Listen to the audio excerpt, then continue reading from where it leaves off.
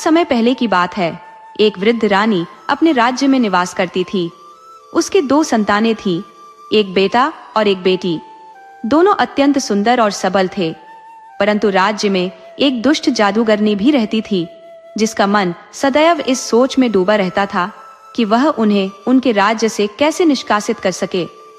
एक दिन वह जादूगरनी रानी के पास आई और बोली, प्रिय बहन, मैं तुम्हें यह अंगूठी भेंट करती हूँ।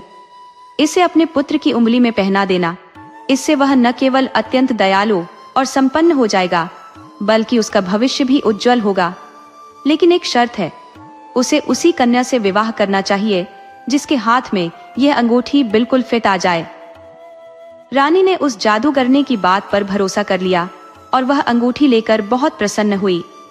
अपनी अंतिम घड़ियों में उसने अपने बेटे को यह निर्देश दिया कि वह उसी लड़की से विवाह करे जिसके हाथ में यह अंगूठी पूरी तरह फिट आ जाए। समय बीतता गया और पुत्र किशोरावस्था से निकलकर युवावस्था में प्रवेश कर गया।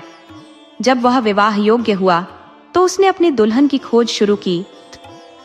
अनेकों सुंदर लड़कियां उसने देखी, परंतु जैसे ही वह अंगूठी उन्हें पहनाने का प्रयास करता, या तो वह ढीली पड़ जाती या फिर ही नहीं होती। थक हार कर वह नगर नगर, गांव गांव भटकने लगा।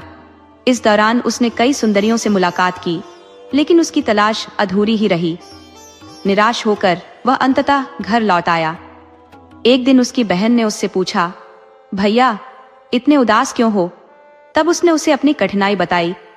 उसकी बहन ने जैसे ही अंगूठी देखी, हंसते हुए बोली, भैया, यह तो बहुत प्यारी अंगूठी है, जरा मुझे पहनने दो। उसने उसे अपनी उंगली में पहना तो देखा कि वह उसे बिल्कुल फिट आ गई। भाई चौंक उठा और बोला, ओह, तो तुम ही वह हो जो मेरे लिए बनी हो। बहन ने इसे पापपूर्ण विचार मानते हुए बहुत समझाने का प्रयास किया, परंतु उसका भाई सुनने को तैयार नहीं था। वह खुशी में उछलते हुए बोला, अब तुम्हें मेरे साथ विवाह के लिए तैयार होना ही होगा। बहन दुखी होकर रोने लगी और घर के बाहर जाकर दहलीज पर बैठ गई। उसी समय 2 भिखारी वहां से गुजर रहे थे। उसने उन्हें खाने पीने की चीजें दी। जब उन्होंने उसे रोते हुए देखा तो पूछा, बेटी, क्यों रो रही हो?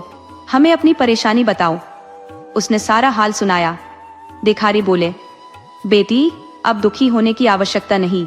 जैसा हम कहते हैं वैसा करो। 4 गुड़िया बनाओ और उन्हें कमरे के चारों कोनों में रख दो, और जब तुम्हारा भाई तुम्हें शादी के लिए बुलाए तो चले जाना। परंतु यदि वह तुम्हें दुल्हन वाले कक्ष में आमंत्रित करे तो उससे थोड़ा समय अवश्य मांगना। ईश्वर पर भरोसा रखना और हमारी सलाह मानना। ये कहकर वे विदा हो गए।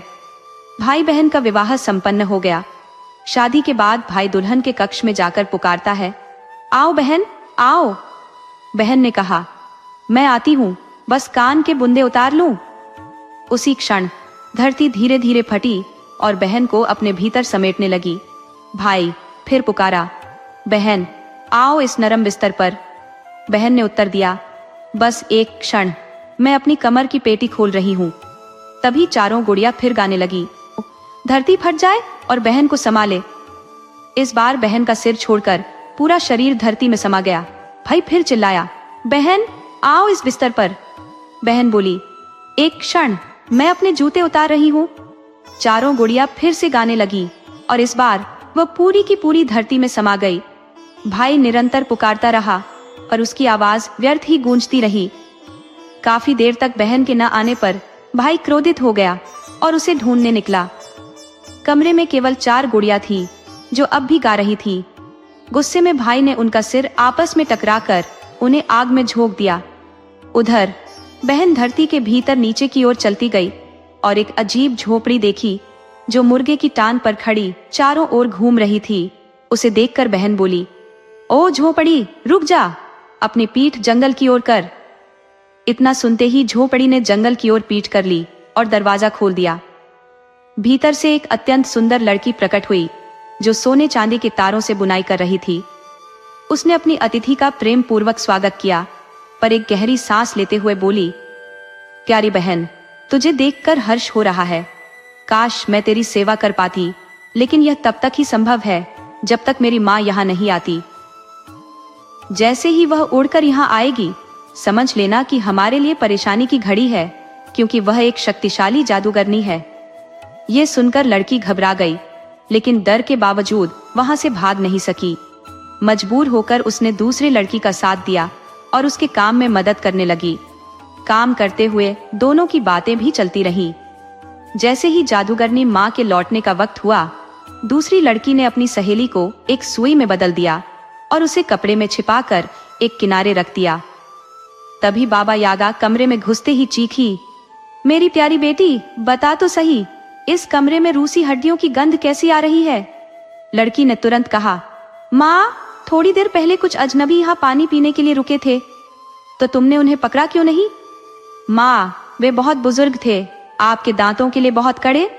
बाबा यागा ने बड़बड़ाते हुए कहा, अच्छा, लेकिन अगली बार अगर कोई आए तो उसे पकड़कर रखना और छोड़ना मत। मैं अब नया शिकार ढूंढने जा रही हूँ। इतना कहकर वह उड़ गई। जैसे ही वह गई, दूसरी लड़की ने अपनी सहेली को फिर से सुई से लड़की के रूप में बदल दिया। दोनों फिर से बुनाई करने लगी और आपस में हंसी खुशी बातें करने लगी। कुछ देर बाद जादूगरनी फिर लौट आई। उसने चारों ओर सूंघा और कहा, बेटी, ये रूसी हड्डियों की गंध कहाँ से आ रही है?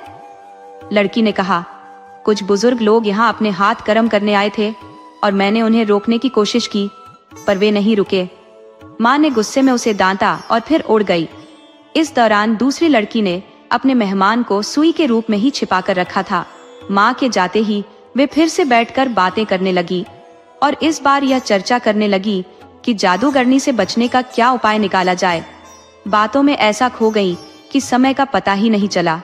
अचानक बाबा यागा सामने आ गई और बोली, बेटी, ये रूसी हड्डियों की गंध कहाँ से आ रही है? इस बार लड़की झूठ नहीं बोल सकी और बोली, माँ, ये सुंदर लड़की आपका इंतजार कर रही है।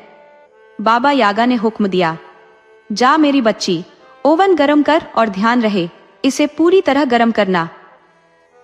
जैसे ही मेहमान ने ऊपर नजर डाली, उसका दिल सिहर उठा, क्योंकि बाबा यागा अपनी लकड़ी की पतली टांगों पर खड़ी थी और उसकी लंबी नाक कमरे की छत को छू रही थी। फिर माँ बेटी आग जलाने के लिए ओक और मैपल की मोटी लकड़ियां उठा लाई। उन्होंने उन्हें ओवन में डालकर भड़का दिया और तब तक इंतजार किया जब तक ओवन धधक कर तपता न हो गया। तभी बाबा यागा ने अपने फावड़े को पकड़ा और मीठी आवाज में बोली, आओ मेरी प्यारी बच्ची, फावड़े पर बैठ जाओ। लड़की ने उसकी बात मान ली, लेकिन जैसे ही बाबा यागा ने उसे ओवन में धकेलने का प्रयास किया, लड़की ने अपनी टांगे ओवन की दीवार पर कस दी। बाबा यागा गुस्से से चीखते हुए बोली, अरे, क्या तू सीधे बैठ सकती है बिना हिले डुले? लड़की पर इसका कोई असर नहीं हुआ और बाबा यागा उसे ओवन में डाल नहीं पाई। इससे वह और भड़क उठी। उसने लड़की की पीठ पर जोर से धक्का दिया और कहा, बेकार में समय मत गंवा, देख कैसे फावड़े पर बैठा जाता है। ये कहते हुए बाबा यागा खुद फावड़े पर बैठ गई, अपने घुटनों को छाती तक मोड़ लिया। इसी मौके का फायदा उठाकर दोनों लड़कियों ने उसे जोर से ओवन में धकेल दिया और दरवाजा कसकर बंद कर दिया। फिर वे अपनी बुनाई, कंघी और ब्रश उठाकर वहां से तेजी से भाग निकली। वहां से थोड़ी ही दूर भागी होंगी कि पीछे मुड़कर देखा, बाबा यागा ओवन से किसी तरह बाहर निकल आई थी और गुस्से से चीख रही थी, हो, देखो, वे भाग रही है। गिरफ्तार होने के डर से एक लड़की ने अपना ब्रश पीछे फेंक दिया। तुरंत ही उनके और बाबा यागा के बीच एक घना कांटेदार झाड़ जंगल खड़ा हो गया, जिसे बाबा यागा पार नहीं कर पा रही थी। उसने गुस्से में अपने पंजों को खुजाया, खुद को झाड़ा और फिर से पीछा करने लगी। अब लड़कियों ने और तेजी से दौड़ लगाई, लेकिन बाबा यागा का पीछा खत्म नहीं हुआ। इस बार उन्होंने अपना कंघा पीछे फेंक दिया। उसी क्षण एक घना डरावना जंगल उग आया, इतना सघन कि एक मक्खी भी उस पार नहीं जा सकती थी। जैसे ही जादूगरनी ने यह देखा, उसने गुस्से में अपने दांत किटकिटाए और फिर पीछा करने लगी। वह हर पेड़ को तोड़ती हुई उनके पीछे बढ़ती जा रही थी और इस तरह उसके सामने रास्ता बनता जा रहा था। वह बिल्कुल करीब पहुंचने ही वाली थी। लड़कियों में अब दौड़ने की ताकत बिल्कुल नहीं बची थी, इसीलिए उन्होंने हड़बड़ाहट में अपना एक कपड़ा पीछे फेंक दिया। देखते ही देखते उनके और जादूगरनी के बीच एक गहरा और चौड़ा आग का समुद्र बन गया। जादूगरनी ने उसे पार करने का प्रयास किया, लेकिन जैसे ही उसने कदम बढ़ाया, वह आग के समुद्र में गिर पड़ी और वहीं जलकर खत्म हो गई। लड़कियां अब बेघर थी और उन्हें यह भी नहीं पता था कि कहाँ जाए। दौड़ते दौड़ते वे बेहद थक चुकी थी, इसलिए एक जगह बैठकर सुस्ताने लगी। उसी वक्त एक आदमी वहां से गुजरा। उसने दोनों लड़कियों को अकेला बैठा देखा और पूछा कि वे कौन थी। फिर वह अपने मालिक के पास जाकर बोला, मालिक, आपके राज्य में 2 सुंदर पक्षियां आकर बैठी है। दोनों बेहद सुंदर है और देखने में बिल्कुल एक सी लगती है। उनकी आंखों और बनावट में कोई अंतर नहीं है। मालिक ने जब उन्हें देखा तो पाया कि उनमें से एक तो उसकी बहन है, परंतु कौन सी ये पहचानना मुश्किल था। इससे यह साफ था कि नौकर झूठ नहीं कह रहा था, पर वह खुद उलझन में था। बहन अपने भाई से नाराज थी पर कुछ कह नहीं पा रही थी। मालिक भी असमंजस में पड़ गया कि अब क्या करे। नौकर ने एक सुझाव दिया, हुजूर, मैं एक खाल में थोड़ा सा खून भर लेता हूँ और उसे आपकी बगल में छुपा देता हूँ। आप दोनों बहनों से बातचीत करिए और जब मैं आपकी बगल में चाकू मारूंगा तब खून बहने लगेगा। आपकी असली बहन इस दृश्य को देखकर पहचान जाहिर कर देगी। मालिक ने सहमति जताई। जैसे ही योजना पर अमल किया गया, नौकर ने मालिक की बगल में चाकू से वार किया, जिससे खून बह निकला और मालिक गिर पड़ा। ये देख उसकी बहन दौड़कर उसके पास पहुंची और चीख उठी, भैया भैया। मालिक ये सुनकर खुश हो गया, हंसते हुए उठा और अपनी बहन को गले लगा लिया। इसके बाद उसने एक भले लड़के को देखकर बहन की शादी कर दी। मालिक ने खुद अपनी बहन की सहेली से विवाह कर लिया, क्योंकि उसमें वही गुण थे जिनकी उसे तलाश थी। और फिर सभी खुशहाल जीवन बिताने लगे। दोस्तों, आपको कहानी कैसी लगी अपने सुझाव कमेंट करना न भूले। तो चलिए आज की अगली कहानी शुरू करते हैं।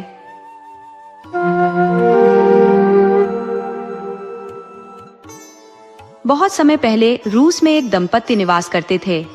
उनके 3 बेटे थे जो धीरे धीरे युवा हो रहे थे। एक दिन उन दोनों ने सोचा कि अब घर में कुछ पोते पोतियां खेलते हुए दिखने चाहिए।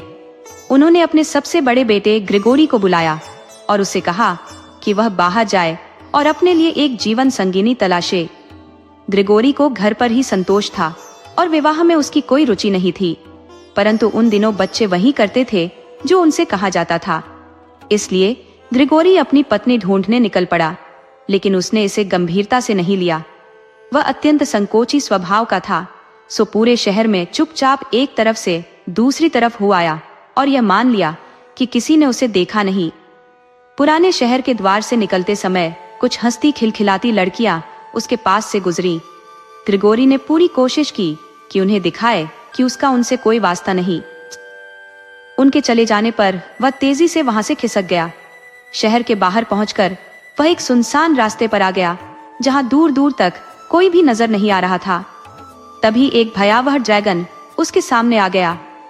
भय के मारे वह दूसरी ओर भागने लगा, पर ड्रैगन भी उसके सामने आकर खड़ा हो गया और अत्यंत विनम्र आवाज में बोला, मुझसे भयभीत मत हो, मैं तुम्हें कोई हानि नहीं पहुंचाऊंगा।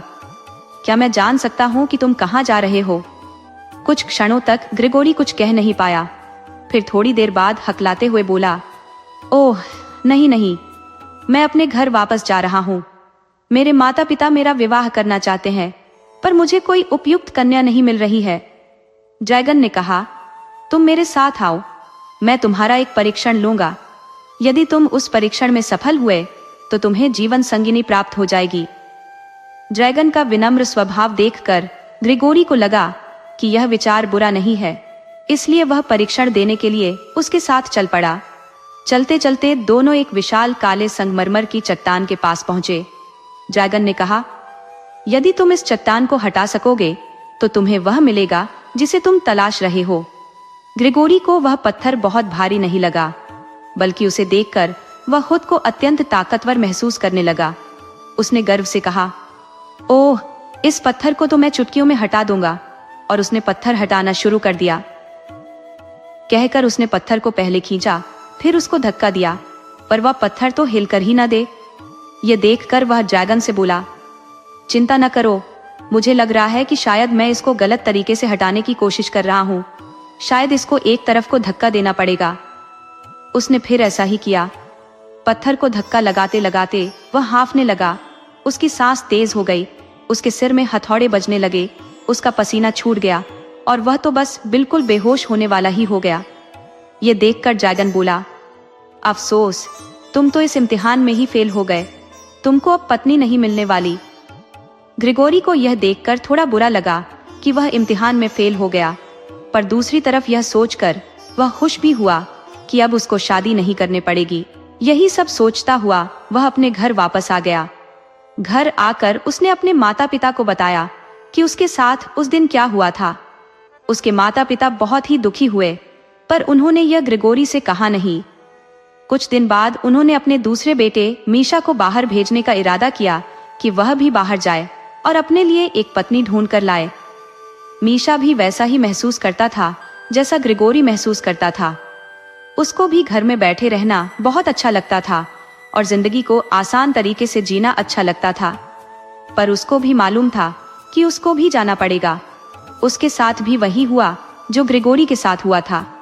उसको भी सड़क पर वही ड्रैगन मिला जो ग्रिगोरी को मिला था, या फिर शायद दूसरा भी हो सकता था। पर कुछ भी हो, उसने भी मीशा से यही कहा कि वह उसका एक इम्तिहान लेगा और अगर वह उसमें पास हो गया तो समझो कि उसको उसकी पत्नी मिल गई। पर वह भी रोता हुआ घर वापस आया और रोते हुए अपने माता पिता को बताया कि वह पत्थर नहीं हटा सका।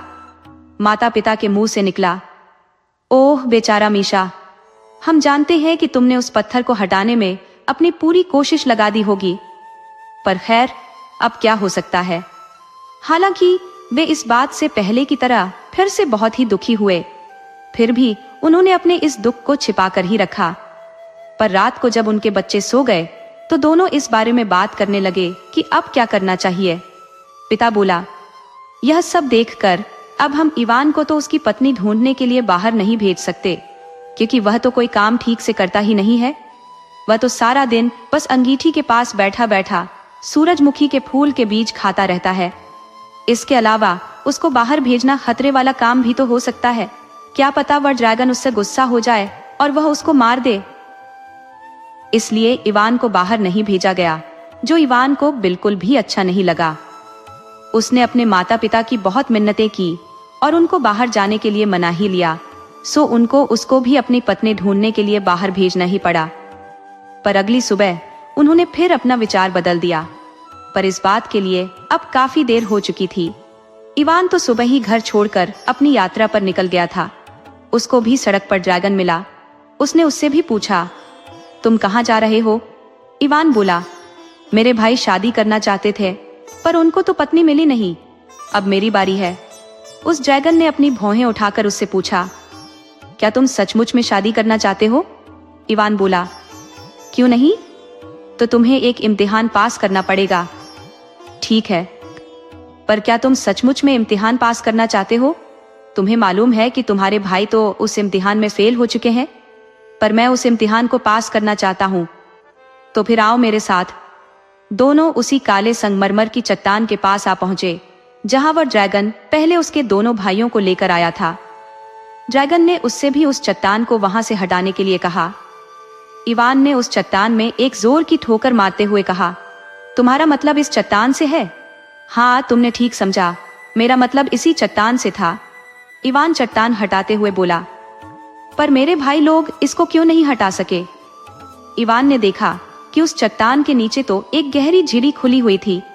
ड्रैगन बोला, शायद वे इसको हटाने के लिए काफी ताकत का इस्तेमाल कर रहे थे। देखता हूँ ये कितनी गहरी होगी, कहकर इवान नीचे जमीन पर झुककर उसके अंदर झांकने लगा। उसने देखा कि उसमें तो बहुत अंधेरा है और वह तो काफी गहरी चली गई है, क्योंकि उसके अंदर तो एक खोखली नली चली गई थी और नीचे जाकर तो वह दिखाई भी नहीं दे रही थी। ये देखकर इवान कांप गया और एकदम से पीछे हट गया। उसने ड्रैगन से पूछा, इसमें अंदर क्या है? क्या? इसके नीचे? इसके नीचे तो पाताल है, और क्या है? मैंने तो इसके बारे में कभी नहीं सुना, क्या है यह? अरे तुमको नहीं पता, दूसरे राज्यों की तरह से वहां भी राज्य है, जैसे तांबे का राज्य, चांदी का राज्य और सोने का राज्य, और हर राज्य में एक एक जारेवना है। इवान बोला, अरे ये तो बहुत अच्छा है, सो जब मैं यह इम्तिहान पास कर लूंगा तो वह लड़की मुझे कहाँ मिलेगी जिससे मुझे शादी करनी है? वह लड़की तुम्हें नीचे मिलेगी। तुम कम से कम एक जारेवना से शादी कर लो। क्या उनमें से एक से शादी? नहीं नहीं, कभी नहीं। बहुत बहुत धन्यवाद। मैं पाताल के राज्यों में नहीं जा रहा, मुझे तो वहां लोग मार देंगे। अचानक ड्रैगन जोर से चिल्लाया।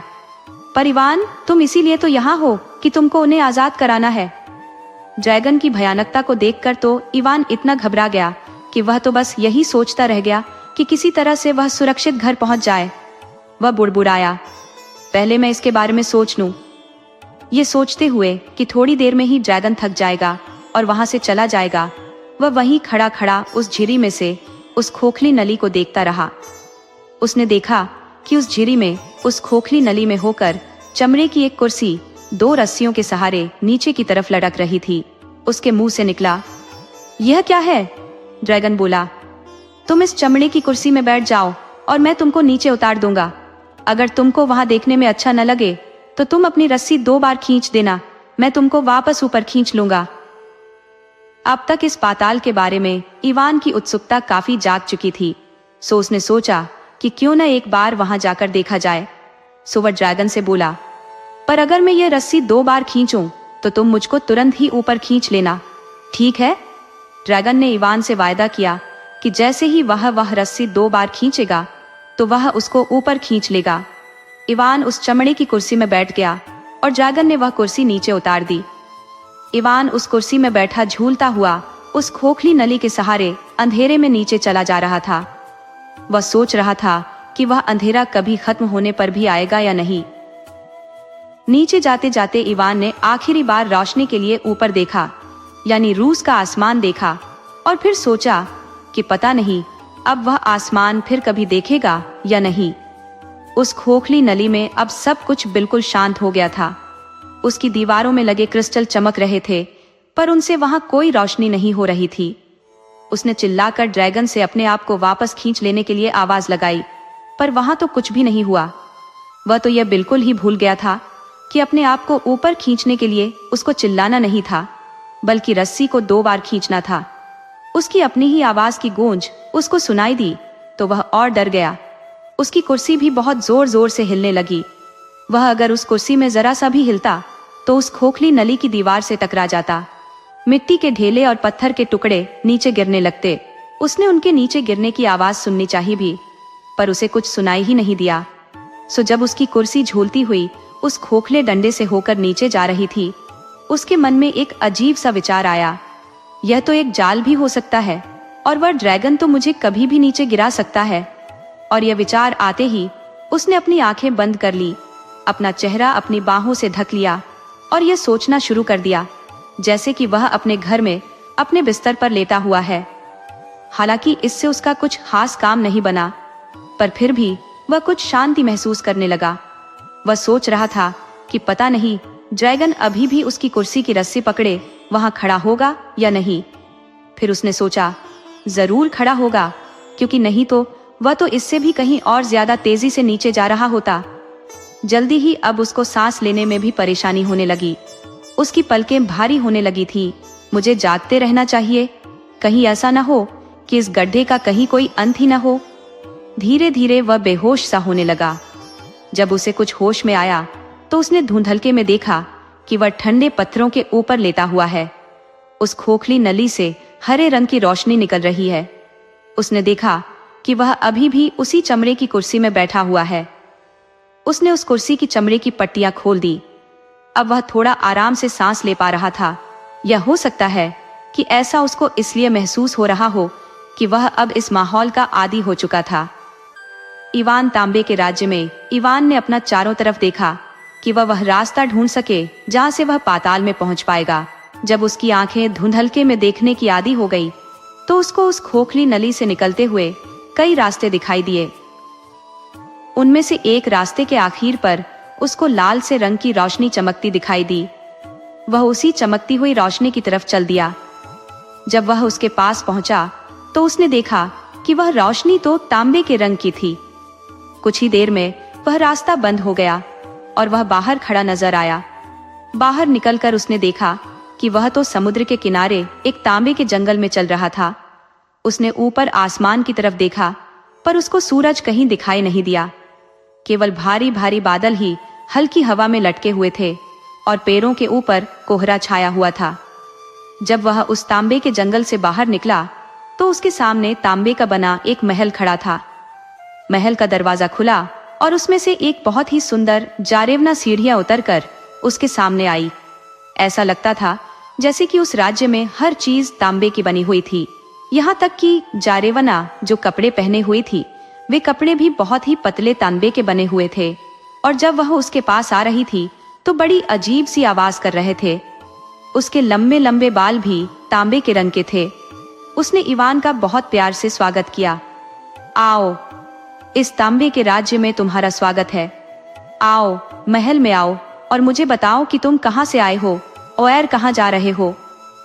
इवान के कपड़े और उसके शरीर की खाल भी उसके तांबे की रोशनी से तांबे के रंग की हुई जा रही थी। वह उसकी चकाचौंध से कुछ बेहोश सा होता हुआ उसके सामने काफी नीचे तक झुककर बोला, प्रिय राजकुमारी जी, आप मुझसे कई सवाल पूछ रही हैं और आपने मुझे अभी तक कुछ खाने पीने के लिए दिया नहीं है। यह सुनकर वह तुरंत ही अंदर गई और इवान के लिए कुछ खाने और कुछ पीने के लिए ले आई। हालांकि वहां का वह तांबे के रंग का खाना देखने में बड़ा अजीब सा था, पर उसने जितने खाने अब तक खाए थे उन सब में वह सबसे ज्यादा स्वादिष्ट था।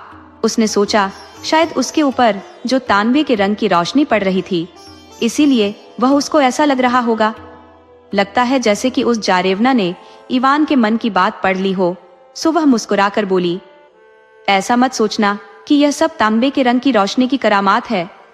बहुत सारे लोगों ने यह गलती की है और हमारे पानी में तैरने की भी गलती की है। यह विचार ठीक नहीं है। इस राज्य में हर चीज तांबे की बनी हुई है, यहाँ तक कि अब तो तुम भी तांबे के बने हुए हो गए हैं। यह सुनकर इवान ने अपना चेहरा छू कर देखा तो कांप गया।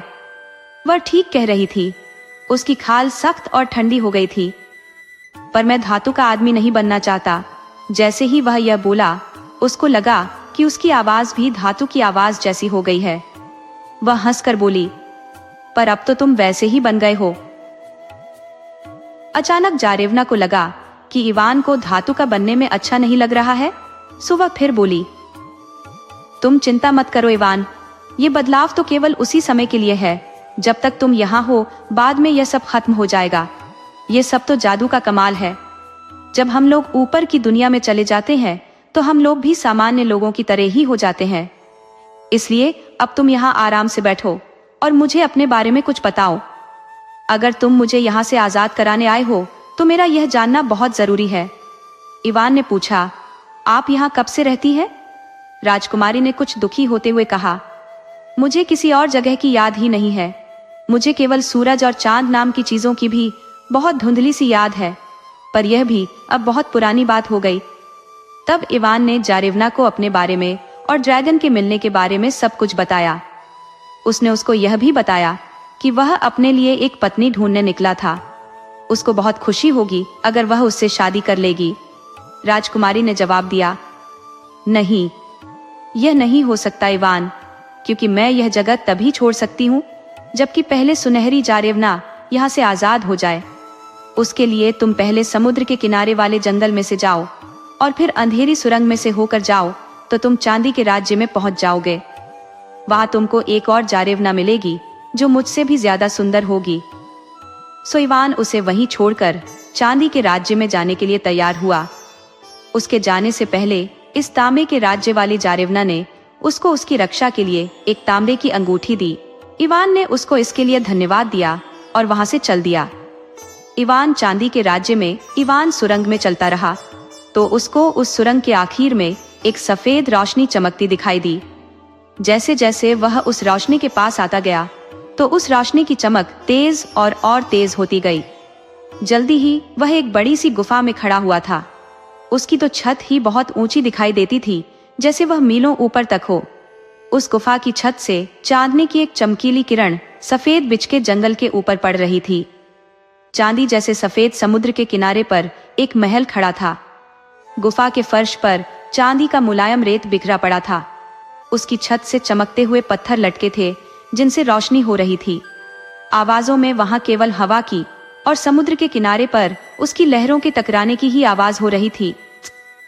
समुद्र के किनारे एक जारेवना अपनी घोड़ी पर सवार हुई घूम रही थी। इवान को देखकर वह उसकी तरफ घूमी तो घोड़े की कुदान से समुद्र का ठंडा पानी जो इधर उधर बिखरा तो इवान कांप गया। वह अपने घोड़े की रास पकड़कर घोड़े को सीधे उसके सामने ले आई। अपने चेहरे से अपने चांदी के बाल हटाते हुए वह बोली, इस चांदी के राज्य में तुम्हारा स्वागत है। इवान ने सोचा कि जैसे पहले वाली जारेवना तांबे की बनी थी, शायद यह जारेवना चांदी की बनी हुई होगी। उसने उसको बहुत नीचे तक झुककर नमस्ते की। उसने भी इवान से पूछा कि वह कहाँ से आया था और कहाँ जा रहा था। थोड़ा रुककर वह बोला, प्रिय राजकुमारी, तुम्हारे सवालों के जवाब देने से पहले मुझे कुछ खाना और पीना चाहिए। वह उसको महल के अंदर ले गई और उसको कुछ खाने के लिए और शराब पीने के लिए दी। वह खाना चांदी की तरह सफेद था और शराब भी बिल्कुल चमकती हुई सफेद थी। जब वह खा रहा था तो उसने अपने हाथों की तरफ देखा। उसने देखा कि उसका तांबे जैसा रंग तो बिल्कुल ही चला गया था और अब उस रंग की जगह चांदी का रंग लेने लगा था। उसने अपने बालों में अपनी उंगलियां फिराई तो उनमें भी उसको कुछ अजीब सी आवाज सुनाई दी। उसने सोचा, उम्मीद है कि यह सब भी बहुत देर तक नहीं रहेगा। जब वह खा चुका तो जारेवना से बोला कि वह एक पत्नी की तलाश में था। क्या वह उससे शादी करना पसंद करेगी? वह बोली, अफसोस, ऐसा नहीं हो सकता। तुमको इस अंधेरी सुरंग से जाना पड़ेगा जब तक कि तुम सोने के राज्य में न पहुंच जाओ। वहां एक और जारेवना तुम्हारा इंतजार कर रही है। पहले तुम्हें उसे आजाद कराना पड़ेगा। उसने भी उसको एक चांदी की अंगूठी दी और कहा, लो, यह चांदी की अंगूठी लो और देखो, इसे हमेशा पहने रहना। यह तुम्हारी यात्रा में तुम्हारी रक्षा करेगी। इवान ने उससे वह चांदी की अंगूठी ली, उसको धन्यवाद दिया और अपनी आगे की यात्रा पर आगे बढ़ गया। इवान सोने के राज्य में उस अंधेरी सुरंग में कुछ दूर चलने के बाद इवान को उसके आखिरी हिस्से पर एक सुनहरी रोशनी दिखाई दी। पहले की तरह से जब वह उस सुरंग के आखिर में पहुंचा तो यह गुफा तो पहली 2 गुफाओं से भी बहुत बड़ी थी। जार के इस राज्य में तो हर चीज सोने में नहाई जैसी लग रही थी। एक पल को तो उसको लगा कि वह सूरज देख रहा है, पर जब उसने ऊपर देखा तो उसको इस रोशनी में थोड़ी गर्मी तो लगी, पर बाहर की दुनिया में उसे सूरज कहीं दिखाई नहीं दिया। पर जब उसने बाद में उसके बारे में सोचा तो उसने देखा कि वह तो पानी के ऊपर धूप की चमक पड़ रही थी। उस रोशनी में तो उसकी अपनी खाल और कपड़े भी सुनहरे लग रहे थे। उस सोने के राज्य में सारी चीजें असली सोने की थी। जारेवना भी अपने महल के सामने सुनहरी रेत पर खड़ी हुई थी। वह इवान को देखकर बहुत खुश हुई और उसने इवान के सामने सुनहरी खाना और सुनहरे रंग की चमकती शराब रखी। इवान ने उसको बताया कि वह अपने घर से अपनी पत्नी ढूंढने निकला था। फिर उसने उससे कहा, अगर तुम मेरी पत्नी बनना चाहती हो तो अब भी मेरे साथ चलो। ये सुनकर उसको बड़ा आश्चर्य हुआ जब राजकुमारी ने उसे मुस्कुराकर जवाब दिया, हाँ, मैं तुमसे शादी करूंगी, पर पहले तुम यह सोने की अंगूठी लो और देखो, तुम इसको तांबे की और चांदी की अंगूठियों के साथ साथ हमेशा पहने रहना। ये तुम्हारी हमेशा रक्षा करेगी। अब हम चलते हैं और अपनी बहनों को आजाद कराते हैं। कहकर वे उसी अंधेरी सुरंग से वापस चल दिए। वे चांदी के राज्य से गुजरे। वहां चांदी के राज्य वाली जारेवना ने उनका बड़े जोर शोर से स्वागत किया और वह भी उनके साथ चल दी। फिर वे तांबे के राज्य में आए जहां से पहली जारेवना भी उनके साथ हो ली। उसके बाद वे उस जगह आए जहां इवान ऊपर से उस खोखली नली से नीचे उतरा था। उसमें चमड़े की कुर्सी अभी भी लटकी हुई थी, पर उस खोखली नली का अंत उसे कहीं दिखाई नहीं दे रहा था। उसको पता ही नहीं था कि उसके दोनों भाई वहां खड़े हुए थे। असल में जब इवान कई दिनों तक नहीं लौटा तो उसके माता पिता ने उनको इवान को ढूंढ लाने के लिए भेजा था। उन्होंने अंदाज लगाया कि वह शायद यहीं नीचे होगा, सो वे वहां घंटों खड़े खड़े इस बात की हिम्मत बटोर रहे थे कि वे वहां नीचे कैसे उतरे। बाद में जब उनकी हिम्मत नहीं पड़ी तो उन्होंने एक दूसरे को यह कहकर बहला लिया कि शायद इवान मर गया। वे लोग वहां से जाने ही वाले थे कि तांबे के राज्य वाली जारेवना उस चमड़े की कुर्सी में चढ़ गई और उसकी रस्सी को एक हल्का सा झटका दिया। इवान के भाइयों ने रस्सी हिलती देखी तो उनको लगा कि कोई उनसे नीचे से कुछ कहना चाहता है, सो उन्होंने वह रस्सी खींचनी शुरू कर दी। जब वह चमड़े की कुर्सी ऊपर आई तो उसमें तो तांबे के राज्य की जारेवना बैठी हुई थी। ऊपर आकर उसने वह कुर्सी फिर से नीचे भेज दी। इस बार चांदी के राज्य की जारेवना ऊपर आई और फिर सोने के राज्य की जारेवना ऊपर आई। आखिर में इवान उस चमड़े की कुर्सी में बैठा। उसके भाइयों ने उसे खींचा, पर अब तक वे उस रस्सी को खींचते खींचते थक चुके थे, सो वे बहुत धीरे धीरे रस्सी खींच रहे थे। पर जब उनको यह पता चला कि उस कुर्सी में इवान था, तो उनको उससे जलन होने लगी कि इवान वहां सफल हो गया था जहां वे बुरी तरह फेल हो गए थे। ग्रेगरी बोला कि हम उसकी सहायता क्यों करें। मीशा भी बोला, इस तरह से तो सारे गांव में लोग हमारी हंसी उड़ाएंगे और हम बदनाम हो जाएंगे। सो जब तक इवान आधे रास्ते तक भी नहीं आया था कि उसके आने से पहले ही ग्रिगोरी नीचे झुका और इससे पहले कि जारेवनाएं उसे रोक सकती, उसने उस चमड़े की कुर्सी की रस्सी काट दी। तीनों जारेवनाएं इवान के लिए बहुत जोर जोर से रो पड़ी। उन्होंने इवान के भाइयों से बहुत प्रार्थना की कि वे उसको बचा ले, पर वे तो उसकी सुनने वाले थे नहीं। जारेवनाएं तो बस अब इसी से संतुष्ट थी कि इवान उनकी दी हुई अंगूठियां अभी तक पहने था। इवान का पाताल से बाहर निकलना, उधर रस्सी के कटते ही इवान उस अंधेरे खोखली नली में नीचे गिर पड़ा। वह 2 दिन तक तो वहां से हिल भी नहीं सका। जब वह हिलने डुलने लायक हो गया तो वह बहुत ही नाउम्मीद सा बैठ गया कि अब वह बाहर जाने का रास्ता कैसे पाएगा। उसकी आंखों में आंसू आ गए। वह यही समझ नहीं पा रहा था कि वह वहां से बाहर जाने के लिए किससे पूछे और अब कौन सी सुरंग ले। फिर यह सोचकर उसने एक दूसरी ही सुरंग ली कि शायद यही सुरंग उसको वहां से बाहर ले जाएगी। वह सुरंग धीरे धीरे नीची होती जा रही थी। कहीं कहीं तो उस सुरंग की छत इतनी नीची थी कि उसको बहुत झुककर चलना पड़ रहा था और कभी कभी तो उसको पत्थरों पर घुटनों के बल भी चलना पड़ रहा था। कुछ देर इस तरह चलने के बाद इवान को लगा कि वह सुरंग कुछ चौड़ी और ऊंची हो गई है। जल्दी ही वह एक बहुत ही बड़ी गुफा में खड़ा था। ये गुफा तो उसको किसी दूसरी दुनिया का ही हिस्सा लग रही थी।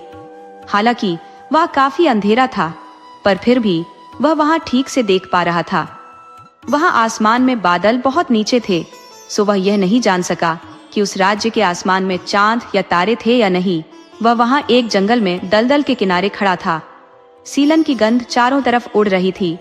हवा ठंडी थी, सो वह इधर उधर किसी ऐसी गर्म जगह की तलाश में था जहां वह उस ठंड से बच सके। सारे में वहां कई रंगों के और कई शक्लों के मशरूम उगे हुए थे। सुबह होने के कुछ देर बाद ही इवान को एक बहुत ही छोटा सा बूढ़ा मिला। उसकी बहुत लंबी सफेद दाढ़ी थी और वह एक पेड़ की अजीब सी शक्ल की जड़ पर बैठा हुआ था। उसने उस बूढ़े को अपनी सारी कहानी बताई और पूछा कि वह कैसे माँ रूस की नम जमीन पर वापस जा सकता है। उस बूढ़े ने अपनी एक उंगली से पास में लगे ओक के पेड़ों के एक झुंड की तरफ इशारा किया और बोला, क्या तुम उन ओक के पेड़ों के पीछे खड़ी गोल मीनार देख रहे हो? इवान ने उधर देखा जिधर वह बूढ़ा इशारा कर रहा था, तो पेड़ों के पीछे उसको एक पतली सी मीनार का ऊपर का हिस्सा वहां से झांकता हुआ दिखाई दे गया। वह बोला, हाँ, मुझे वह मीनार दिखाई दे रही है। बूढ़ा आगे बोला, उस मीनार में एक बहुत ही लंबा जादूगर रहता है। वह इतना लंबा है कि उसका सिर तो छत को छूता है। तुम वहां चले जाओ, वह तुमको बताएगा कि तुम वापस रूस कैसे पहुंच सकते हो। इवान ने उस बूढ़े को धन्यवाद दिया और उस लंबी मीनार की तरफ चल दिया जिसमें वह लंबा जादूगर रहता था। जब वह उस मीनार के पास पहुंचा तो उसको लगा कि जो कुछ वह सोच रहा था वह नहीं था, बल्कि वहां तो एक मुलायम सा धुआं था जो उस मीनार की एक बहुत ही छोटी सी खिड़की से बाहर निकल रहा था। वह मीनार के और पास गया और वहां जाकर उसका दरवाजा खोला तो चांदी के जाले के कुछ टुकड़े उसके चेहरे पर आकर पड़े। इससे उसको लगा कि जैसे वह मकड़ियों के हजारों जालों के बीच चलकर आ रहा हो।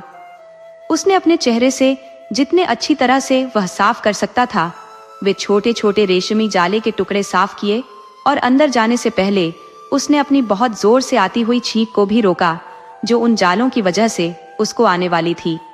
खुशकिस्मती से दरवाजा बाहर की तरफ खुला, वरना उसको उस मीनार में घुसने में भी बहुत मुश्किल होती, क्योंकि हालांकि वह मीनार बहुत ऊंची थी पर साथ में वह तंग भी बहुत थी।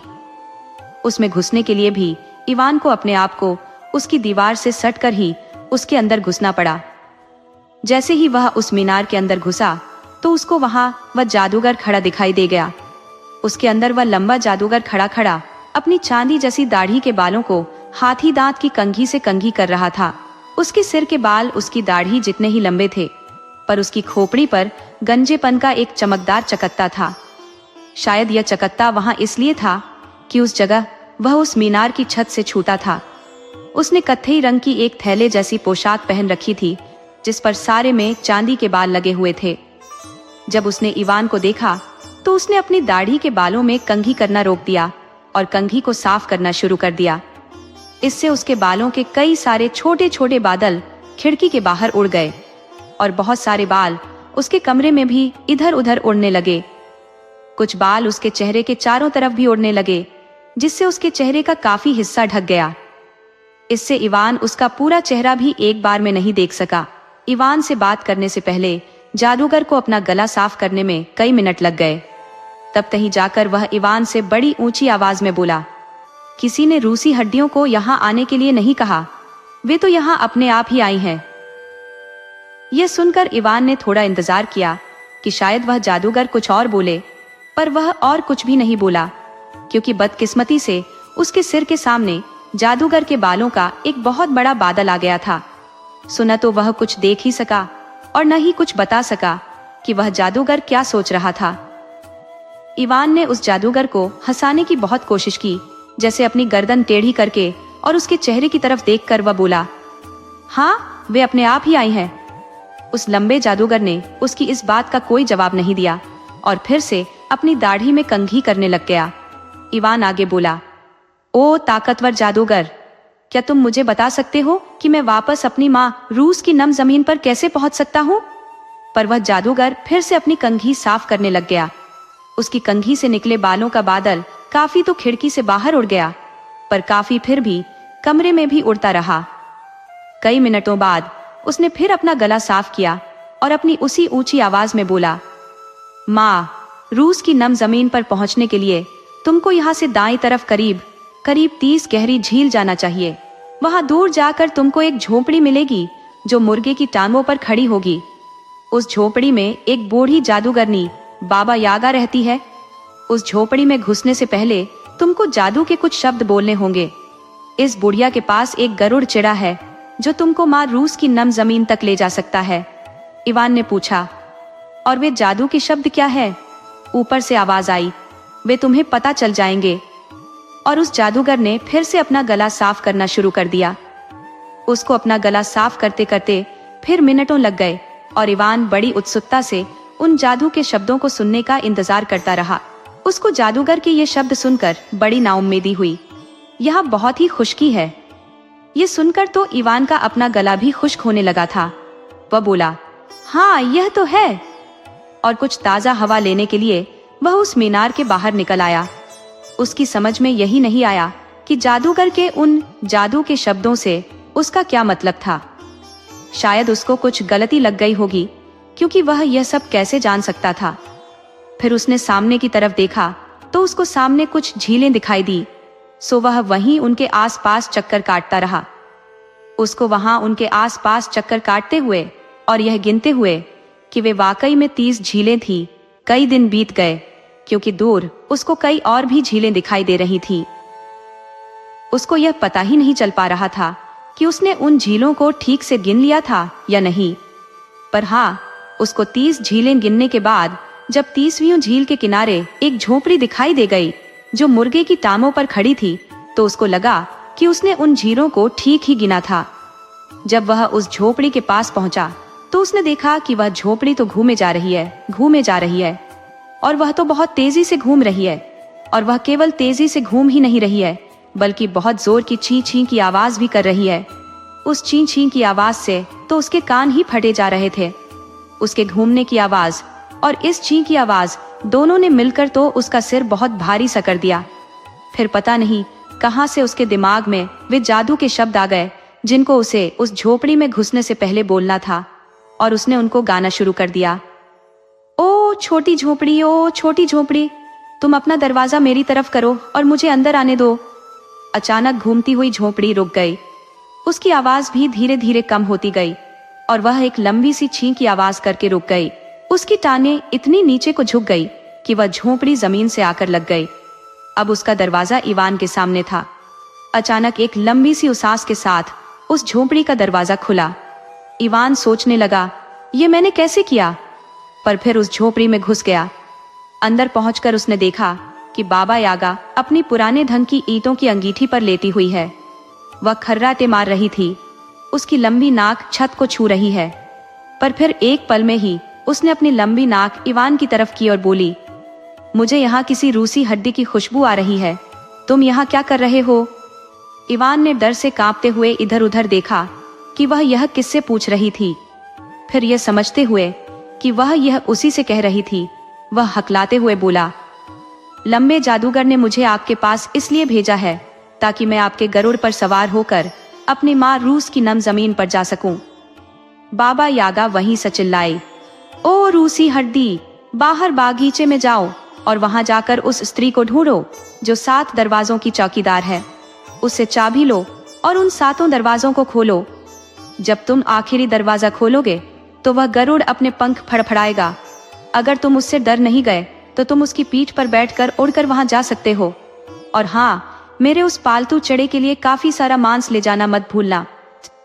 इवान सोच रहा था, कौन सा बागीचा? कि किस बागीचे की बात कर रही है? क्योंकि वह जानता था कि उसके घर के बाहर तो कोई बागीचा था ही नहीं, वहां तो केवल जंगल था। पर यही सोचते सोचते जब वह बाहर निकला तो यह देखकर उसके आश्चर्य का ठिकाना नहीं रहा कि वहां से सारी झीलें गायब हो चुकी थी और वहां अब एक बहुत सुंदर बागीचा था और वह उसमें खड़ा था। उस बागीचे के चारों तरफ एक बहुत पुरानी दीवार थी जिसमें 7 ठोस ओक की लकड़ी के दरवाजे लगे थे।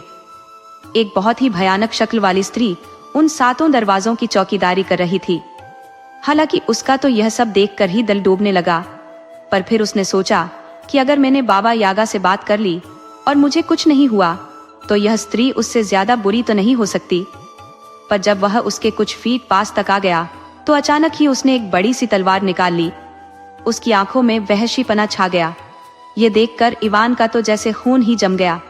वह वहीं से चिल्लाया, बाबा यागा ने मुझसे तुमसे चाबी लेने के लिए कहा है। ये सुनकर उस स्त्री ने अपने हाथ से तलवार छोड़ दी और उसका स्वागत किया।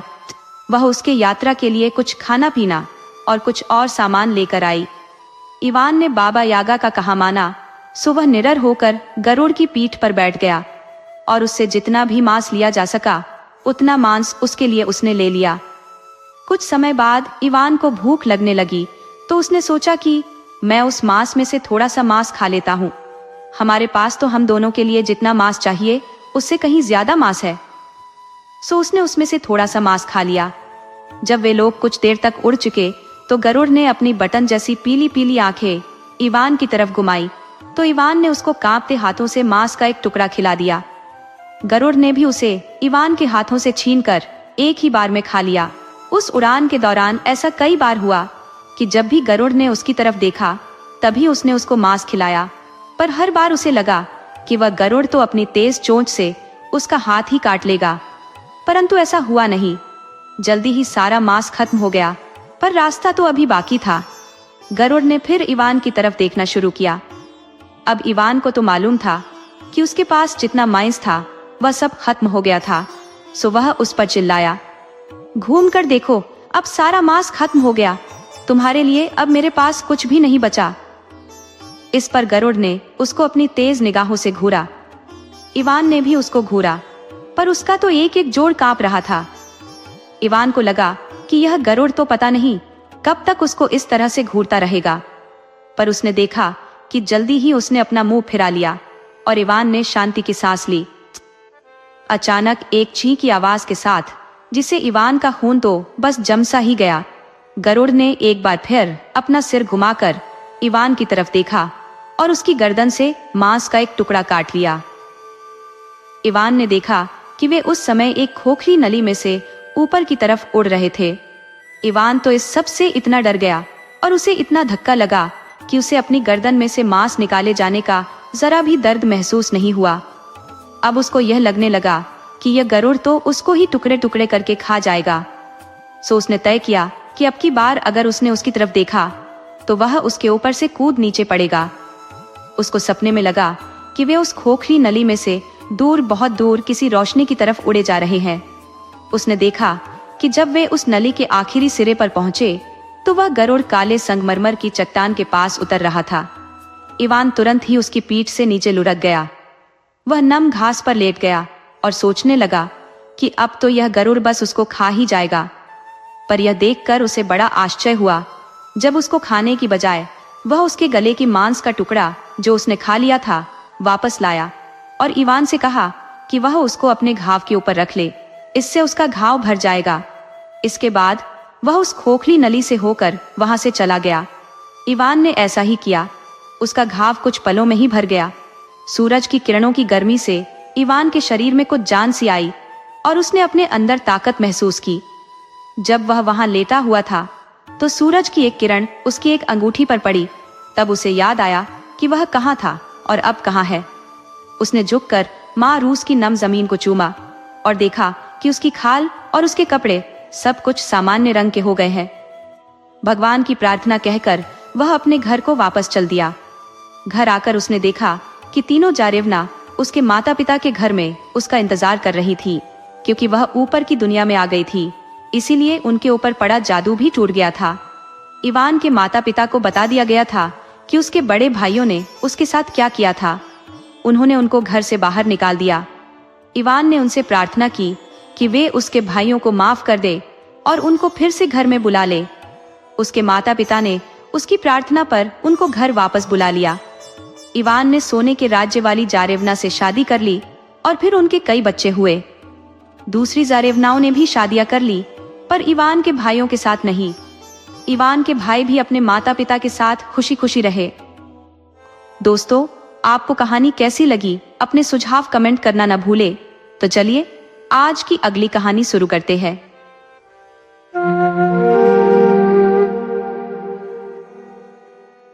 किसी समय की बात है कि एक परिवार में 3 भाई रहते थे। एक का नाम था रैम, जो भैंसे के जैसा मजबूत था। दूसरा था गोट यानी बकरा, और सबसे छोटा था शूफिल फिल्यूशका।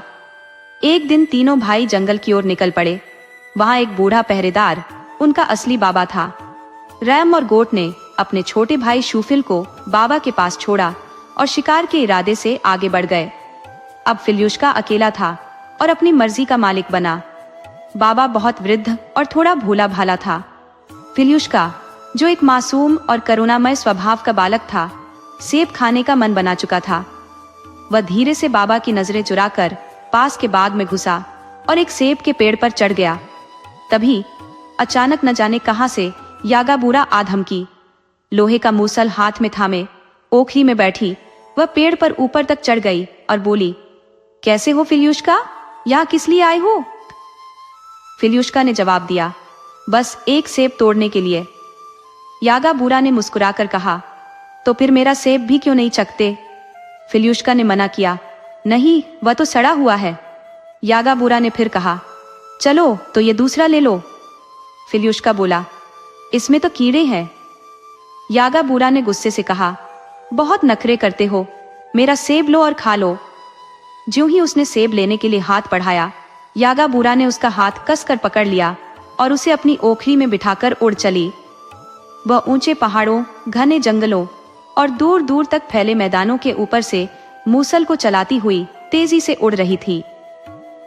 फिल्यूशका को अचानक होश आया और उसने जोर जोर से रोते हुए अपने भाइयों को पुकारा, ओ गोट, ओ रैम, जल्दी आओ।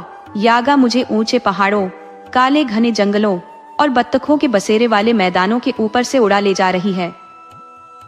सौभाग्यवश रैम और गोट उस वक्त आराम कर रहे थे। गोट ने फिल्यूशका की आवाज सुनी और तुरंत कहा, ये तो हमारे फिल्यूशका की आवाज है। दोनों भाई तेजी से दौड़े, यागाबूरा को पकड़कर उसे नीचे उतार लिया और फिल्यूशका को बचा लिया। डर से कांपते हुए बाबा के पास वापस लौटे। बाबा का तो डर के मारे दिल दहल गया था। रैम और गोट ने फिल्यूशका को फिर से बाबा के सुपुर्द किया और वे दोबारा शिकार पर निकल गए। पर फिल्यूशका तो बच्चा था। जैसे ही उसके भाइयों की नजर हटी, वह फिर से सेब के पेड़ की ओर खींचा चला गया। वह फिर पेड़ पर चढ़ा और वहां फिर से वही यागाबूरा मौजूद थी, जो उसे सेब देने की पेशकश कर रही थी। फिल्यूशका ने चुनौती भरे लहजे में कहा, इस बार तुम मुझे नहीं पकड़ पाओगी, बूढ़ी मायावी माट। यागा बूरा ने मीठा बनते हुए कहा, अरे बेटे, इतनी सख्ती क्यों? ये सेब ले लो, मैं नीचे फेंक देती हूँ। फिल्यूश्का ने सहमति में सिर हिलाया। ठीक है, फेंक दो इसे। ज्यों ही उसने सेब के लिए हाथ बढ़ाया, यागा बूरा ने उसे झपट कर पकड़ लिया और अपनी ओखली में बिठाकर पहाड़ों, अंधेर जंगलों और खुले मैदानों के ऊपर उड़ चली। उसकी रफ्तार इतनी तेज थी कि फिल्यूश्का को लगा कि वह पलक झपकते ही अपनी अजीबोगरीब मंजिल पर पहुंच गया। वहां पहुंचकर यागा बूरा ने उसे नहलाया, धुलाया और फिर एक मजबूत बक्से में बंद करके छोड़ दिया। अगले दिन सुबह वह बाहर जाने की तैयारी में अपनी बेटी से बोली, ओवन को अच्छे से गर्म करना और शाम के खाने के लिए शूफिल फिल्यूश्का को अच्छे से पकाना। ये कहकर वह शिकार पर निकल गई। यागा बूरा की बेटी ने ओवन को गर्म किया, फिल्यूश्का को बाहर निकाला और उसे फावड़े पर रखकर ओवन में डालने ही वाली थी कि फिल्यूश्का ने अनाड़ी बनते हुए अपने माथे पर हाथ मार लिया। यागा बूरा की बेटी ने टोका, अरे फिल्यूश्का, ये सही तरीका नहीं है। वह मासूमियत से बोला, तो कैसे? मैं समझ नहीं पाया। बेटी ने उसे दिखाने के लिए खुद फावड़े पर लेट गई। शूफिल ने अपनी चालाकी दिखाते हुए तुरंत उसे फावड़े समेत ओवन में धकेल दिया और दरवाजा बंद कर दिया। कई घंटे बीतने के बाद फिल्यूश्का को पकने वाले मांस की खुशबू आई। उसने ओवन का दरवाजा खोला और यागा बूरा की भुनी हुई बेटी को बाहर निकाल लिया। उसने उस पर मक्खन लगाया, उसे एक कटोरे में रखा और फिर उसे उसी बक्से में बंद कर दिया जिसमें वह खुद बंद था। इसके बाद वह छत पर चढ़ा, वहां से यागा बूरा की ओखली और मूसल उठाई और वहां से चुपचाप निकल गया। शाम ढलने यागा बूरा वापस आई। उसने सीधा बक्से से मांस निकालकर खाना शुरू किया। पूरा मांस खा लेने के बाद उसने हड्डियां बगीचे में तरीके से सजाई और उनके ऊपर लौटने लगी, लेकिन उसकी बेटी उसे कहीं नहीं मिली। यागा बूरा को लगा कि उसकी बेटी शायद किसी पड़ोस की झोपड़ी में होगी, पर जैसे ही वह उन हड्डियों पर लौटने लगी, अचानक उसके मुंह से निकला, ओ मेरी प्यारी बेटी, आओ और इन हड्डियों को समेटने में मेरी मदद करो। दूर से फिल्यूश्का ने तेज आवाज में कहा, माँ जी, आप आराम से लौटते रहो और अपनी बेटी की हड्डियों पर खड़ी हो जाओ।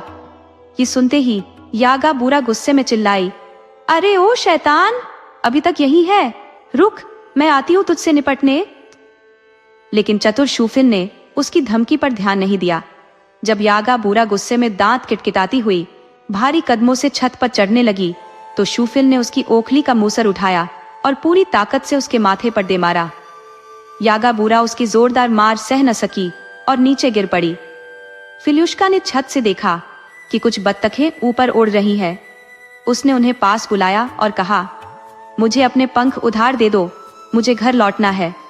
बत्तखों ने अपने पंख उसे दे दिए और फिल्यूश्का ने पंखों को लगा लिया और अपने घर की ओर उड़ चला। घर पहुंचते ही उसके माता पिता ने राहत की सांस ली। वे तो कब से उसकी सलामती के लिए प्रार्थना कर रहे थे।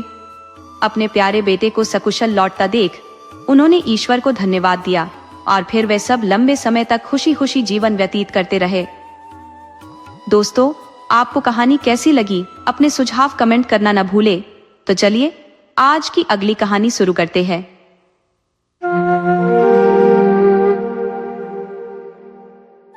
पुराने जमाने की बात है। एक था बूढ़ा, एक थी बुढ़िया।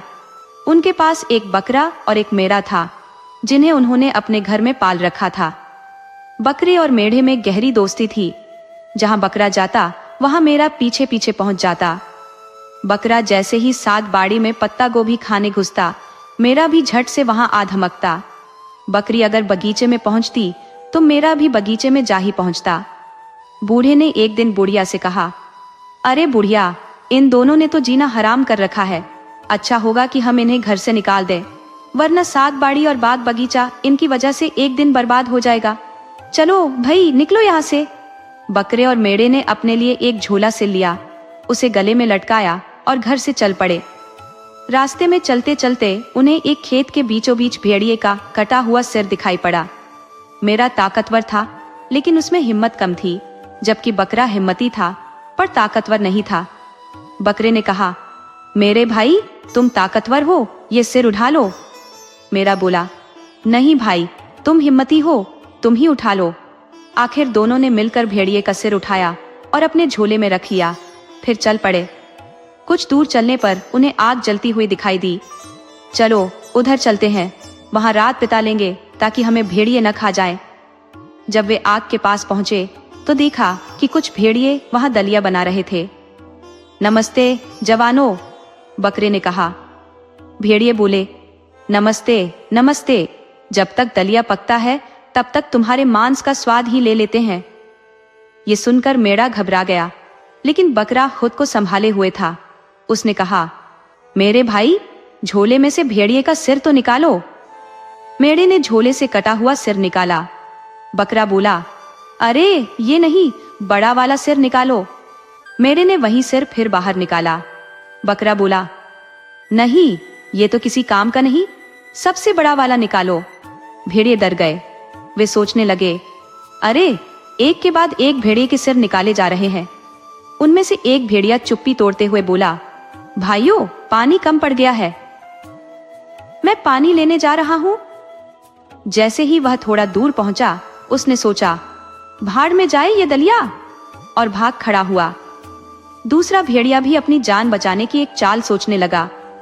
अरे ये दुश्मन की औलाद न जाने कहां मर गया है, दलिया भी जलता जा रहा है, रुको, मैं अभी जाकर उस कमबख्त को छड़ी से हाँक कर ले आता हूं।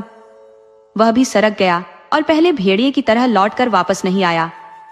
तीसरा भेड़िया, जो अब तक शांत बैठा था, उसने भी एक तरकीब लगाई। रुको, मैं जाकर देखता हूं, दोनों को यहां लाता हूं। वह भी मौके का फायदा उठाकर भाग गया। उसकी जान बच गई तो वो खुश हो गया। इस मौके पर बकरा अपने दोस्त मेढ़े की तरफ मुड़ा और बोला, अब और क्या देख रहे हो दोस्त, सोचने का समय नहीं है, आओ जल्दी से दलिया खा लेते हैं और यहाँ से फुर्र हो जाते हैं। इतने में पहले वाले भेड़िए ने थोड़ी ठंडे दिमाग से सोचा, हम भी कैसे बेवकूफ हैं जो एक बकरे और मेढ़े से डर गए। भाइयों, हमें तुरंत जाकर इन दुश्मन की औलादों का सफाया कर देना चाहिए। सब वहां पहुंचे तो पाया कि दलिया साफ किया जा चुका था, अलाव भी बुझ गया था और बकरा और मेढ़ा ऊंचे बलूत के पेड़ पर चढ़े बैठे थे। भेड़िए बलूत के नीचे बैठकर यह सोचने लगे कि इन दोनों को आखिर पकड़ा कैसे जाए। ऊपर देखा तो पाया कि बकरा सबसे ऊपरी डाल पर चढ़ा हुआ है, जबकि मेढ़ा नीचे की डाल पर कांप रहा था। सुनो, उन्होंने सबसे लंबे और घने बालों वाले एक अनुभवी भेड़िए से कहा, तुम हमारे बीच सबसे बुजुर्ग हो, कुछ उपाय बताओ कि कैसे ऊपर चढ़कर उन्हें पकड़ा जाए। लंबे बालों वाला भेड़िया पेड़ के नीचे लेटकर सोचने लगा। उधर मेरा डाल पर बैठा थर थर कांप रहा था। डर के मारे उसका बस नहीं चला और वह सीधे नीचे खड़े भेड़िए के ऊपर धड़ाम से गिर पड़ा। बकरे ने मौके को भांपते ही चिल्लाना शुरू किया, पकड़ो इस झबरे भेड़िए को, इसे इधर ला, मेरे पास, भागने न पाए। और वह खुद भी पेड़ से छलांग मारते हुए भेड़ियों पर कूद पड़ा। ये देखते ही सभी भेड़िए जान बचाकर भाग खड़े हुए। बकरे ने अपने दोस्त मेढ़े के साथ मिलकर एक झोपड़ी बना ली और तब से वे दोनों उसमें आराम से जिंदगी गुजार रहे हैं और अपनी छोटी सी दुनिया में सुख समृद्धि कमा रहे हैं।